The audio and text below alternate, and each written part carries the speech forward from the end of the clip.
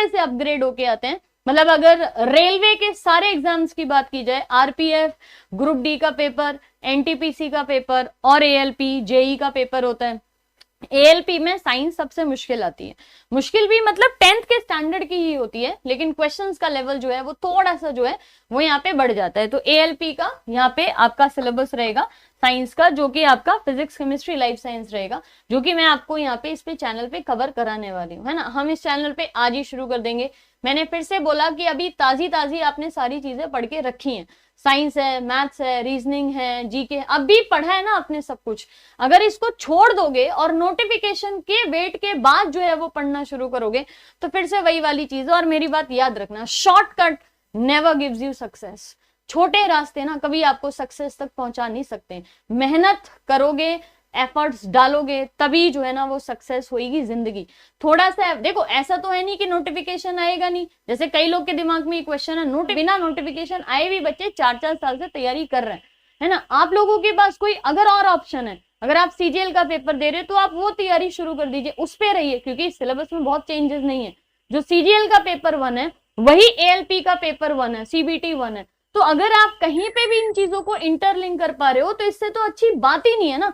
अगर आप सीजीएल की तैयारी कर रहे हो तो आप लोगों के लिए एएलपी एक अच्छा मौका है, अगर आप एएलपी की तैयारी कर रहे हो तो आपके लिए सीजीएल भी एक अच्छा मौका है ना। तो इस चीज के लिए नहीं सोचा करो कि तैयारी करो आप और वेट मत करो। ग्रुप डी देके कई बच्चे रिलैक्स हो गए हैं, समझ नहीं आ रहा तो घूम रहे आराम से बढ़िया, पढ़ाई वढ़ाई छोड़ के। तो पढ़ाई छोड़ना कभी भी आप लोगों के लिए ऑप्शन नहीं होता। So you have to study, right, you have to study. अब ये देखो यहाँ पे कि अगर मैं एएलपी के क्वेश्चन की बात करूं तो एएलपी के जो क्वेश्चन होंगे, जैसे आपकी साइंस में 20 क्वेश्चन आने लग रहे हैं यहाँ पे, ठीक है, 20 क्वेश्चन आ रहे हैं। इसमें से फिजिक्स के 2 न्यूमेरिकल जो है वो फिक्स हैं, ठीक है, 2 न्यूमेरिकल्स आपके इसमें आने ही आने हैं। तो ये चीज आपको ध्यान रखनी है। लाइफ साइंसेस कैसे क्वेश्चन आते हैं, कुछ क्वेश्चन मैं आपको बता दे रही हूँ, फिर मैं आपको इसी क्लास में जो क्वेश्चन है ना वो मैं बता दूंगी। हाँ जी, सिलेबस की पीडीएफ, जी बिल्कुल सिलेबस की पीडीएफ मैं आपको अच्छा, ये जो भी मैंने कटिंग किया है ये आपके 2018 का जो एएलपी का नोटिफिकेशन आया था उसमें से कट किया है ना। तो यहाँ पे जो भी आपके सामने इस समय स्क्रीन पे नजर आ रहा है ये 2018 के एएलपी के सेक्शन में से है।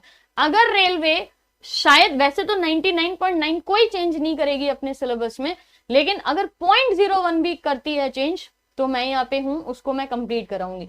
तो मेरा पार्ट अब से आप लोगों के लिए क्या होने वाला है, मेरा पार्ट ये जनरल साइंस का सी वाला सेक्शन जो है यहाँ पे इस वाले पार्ट को हम करने वाले हैं। जहां तक बात है जीके की, तो शाम को वो जो अपना एक बैच चल रहा है जीके का वो बंद नहीं हुआ है। कई बच्चों को डाउट है कि वो आपने बंद कर दिया क्या, तो मैंने वो बिल्कुल भी बंद नहीं किया है, वो चलेगा। जैसे मैंने आपको बताया था कि 17-18 को हमारे आईआरए में बहुत बड़ा एक फार्मर्स कॉन्क्लेव है जिसमें our prime minister and many ministers are going to visit. उसकी वजह से थोड़ा सा 8-8 बजे तक ऑफिस में रुकना पड़ रहा है, बस ये वाला प्रॉब्लम है।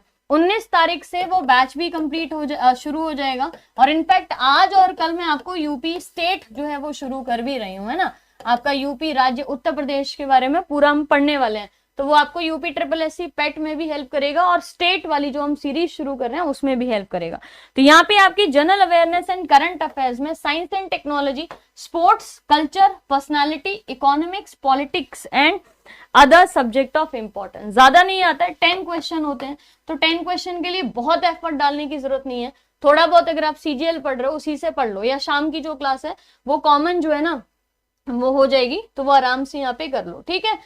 आगे समझ सबको क्लियर है। आपको सीबीटी 1 देना है, जिस सीबीटी 1 के अंदर आपका पेपर जो होगा वो आपका पहला पेपर 75 मार्क्स का जो है होने वाला है, जिसमें आपकी मैथ्स, रीजनिंग, साइंस और जीके आएगी। साइंस और जीके मिला के आपके 30 नंबर के होते हैं, मैथ्स रीजनिंग मिला के आपके 45 मार्क्स के होते हैं। तो ये 30 नंबर का जो सिलेबस है वो मैं आपको नॉन टेक्निकल पार्ट में करा दूंगी। हालांकि आपको मैथ्स और रीजनिंग की भी क्लासेस इसी चैनल पे हम लोग स्टार्ट करने वाले हैं यहाँ पे, ठीक है। करें यहाँ पे शुरू करें, ये वाला चीज समझ आ गया। ये आपके पार्ट जब सीबीटी 2 होगा तो उसका पार्ट ए का सिलेबस है, तो ये हम बाद में डिस्कस कर लेंगे। बाकी यहाँ पे mathematics, general intelligence and reasoning common है, जनरल अवेयरनेस में ही आपकी साइंस इंक्लूड की जाती है, क्योंकि एक नई चीज ऐड कर देते हैं जहां पे बेसिक साइंस एंड इंजीनियरिंग आ जाती है।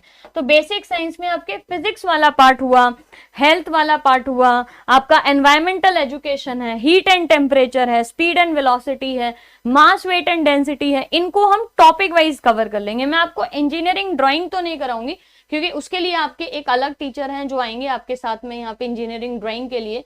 पहले भी उन्होंने एएलपी में रामवीर सर आपने सुने होंगे, है ना, तो उनके लिए हम बात करेंगे एक बार, अगर वो बहुत अच्छा से करा देते हैं सारी चीजें। बाकी काफी सारी चीजें हैं जो मैं आपको करा दूंगी।